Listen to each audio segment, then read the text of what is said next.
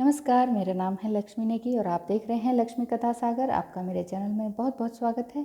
आज हम करेंगे शिव पुराण नवम खंड उमा संहिता में काल चक्र के निवारण का उपाय।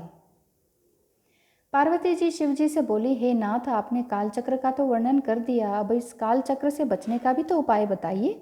तो शिव जी ने बताया, हे देवी, मैं तुम्हें प्राणियों के हित के लिए काल चक्र से बचने का उपाय बताता हूँ। जब पंचभूतों पृथ्वी, जल, वायु, आकाश और तेज का संयोग होता है तभी इस भौतिक शरीर की उत्पत्ति होती है। इन पंचभूतों में आकाश व्यापक रूप से है, इसमें सभी वस्तुएं लीन हो जाती हैं। पार्वती जी बोली, हे प्राणनाथ, उस घोर कराल रूप काल को तो आपने भस्म कर डाला। इसके बाद उसके द्वारा आपकी स्तुति करने पर प्रसन्न हुए, तब वह अपनी प्रकृति में स्थिर हुआ। अब यह काल किस तरह से मारा जा सकता है, उसको जीतने का तो कोई उपाय बताइए। शिव जी बोले, हे प्राणेश्वरी, आपको यह तो ज्ञात है ही कि यह शरीर पंच भौतिक पदार्थों से निर्मित है। उन्हीं पंचभूतों से इसका विलय होता है। आकाश से वायु उत्पन्न होती है, वायु से तेज, तेज से जल, जल से पृथ्वी, जल के 4, तेज के 3, वायु के 2 और आकाश का एक ही गुण है। गुण तो केवल छू, स्पर्श, रूप, रस, गंध, ये 5 ही हैं। इनमें क्रमशः एक एक गुण कम हो जाता है। योगी जन इन्हीं गुणों को जीतने का विचार करते हैं। अनश्वर मुक्ति का कारण तो यह शब्द रूप ब्रह्म है। जब योगी को अभ्यास के द्वारा ज्ञान प्राप्त हो जाता है तब वह उस परम सुख की प्राप्ति होती है। उस तत्व को न जानने वाले व्यक्ति ही काल के चुंगल में फंसते हैं। इस तत्व का ज्ञान हो जाने पर मुक्ति हो जाती है। यह नाद अनाहत है, जिसका वर्णन नहीं किया जा सकता। इस अनाहत नाद से 9 शब्द उत्पन्न होते हैं, जिनके नाम हैं घोष, कास्य, श्रृंग, घंटा, वीणा, वंशज, दुदुम्भी, शंख तथा मेघगर्जन। मनुष्य इन 9 नाद का त्याग करे तो तुकार शब्द का अभ्यास करे। योगी व्यक्ति इस अभ्यास को करता हुआ पाप पुण्य में लिप्त नहीं होता और इसी कारण मृत्यु पर विजय प्राप्त कर लेता है। काल वचन शिव प्राप्ति। पार्वती जी ने शिव जी से पूछा, हे स्वामी, योगी वायु का पद कैसे प्राप्त कर सकता है? कृपया इसे मुझे बताइए। शिव जी ने कहा, हे पार्वती सुनो। देहरी में रखे दीपक की तरह हृदय में स्थित वायु अंदर और बाहर दोनों तरफ प्रकाश करती है।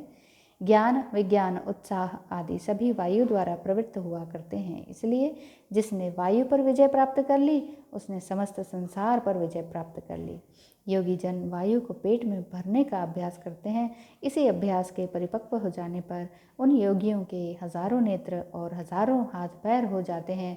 प्राणायाम वह होता है जिसमें सिर और व्याहृतियों के साथ गायत्री मंत्र जपते हुए प्राणवायु का निरोध हो जाए। हे कल्याणी, अब तुम तेज को सिद्ध करने की बात सुनो और सुनो। योगी को ऐसे एकांत में शयन करना चाहिए जहाँ सूर्य चंद्रमा का प्रकाश रहता हो। वहाँ आसन पर बैठकर निरालस्य होकर दोनों बाहों के मध्य स्थित अग्नि तेज को देखें। इसके बाद हाथ की उंगलियों के द्वारा 1 घंटे तक नेत्र बंद रखें। इस प्रकार धीरे धीरे अभ्यास करने से उसे ईश्वरीय ज्योति दिखाई देगी। तब योगी परम सिद्ध हो जाता है। इस प्रकार योगियों को तुरीयावस्था प्राप्त हो जाने पर वे भवबंधन से मुक्त हो जाते हैं। योगी व्यक्ति शरीर को ऊंचा करके अंजलि बांध लें। इसके बाद बंचू जैसा मुख करके उसमें धीरे धीरे वायु का प्रवेश करें तो एक ही क्षण में जीवनदायक जल तालू से टपकने लगता है। उसे पान करके योगी दिव्य शरीर वाला बन जाता है और भूख प्यास से रहित वह मृत्यु पर विजय प्राप्त कर लेता है। छाया पुरुष का वर्णन।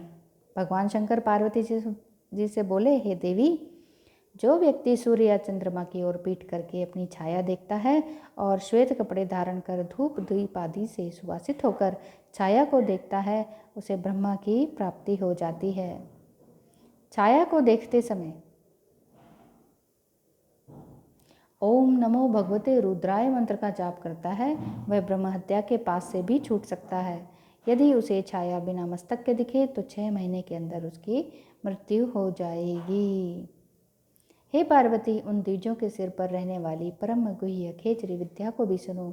यह दृश्य अदृश्य निश्चला सनातनी बिंदु बगालिनी है। वेद भी इसकी स्तुति करते हैं। योगी जन इसी मालिनी विद्या के दर्शन से सफल होते हैं। योग के द्वारा सभी सिद्धियां प्राप्त हो जाती हैं तथा अभ्यास के द्वारा ज्ञान और मोक्ष की प्राप्ति होती है। आगे शिव जी बताते हैं कि आदि सृष्टि का वर्णन किस प्रकार हुआ। वीडियो ज़्यादा लंबी ना हो जाए तो इसीलिए आज की वीडियो में इतना ही। आपका मेरे साथ बने रहना बहुत ही खुशी प्रदान करता है। आप सभी को आज का दिन बहुत मंगलमय हो, शुभकर हो। वीडियो देखने सुनने के लिए बहुत बहुत धन्यवाद। शुक्रिया, नमस्कार, धन्यवाद।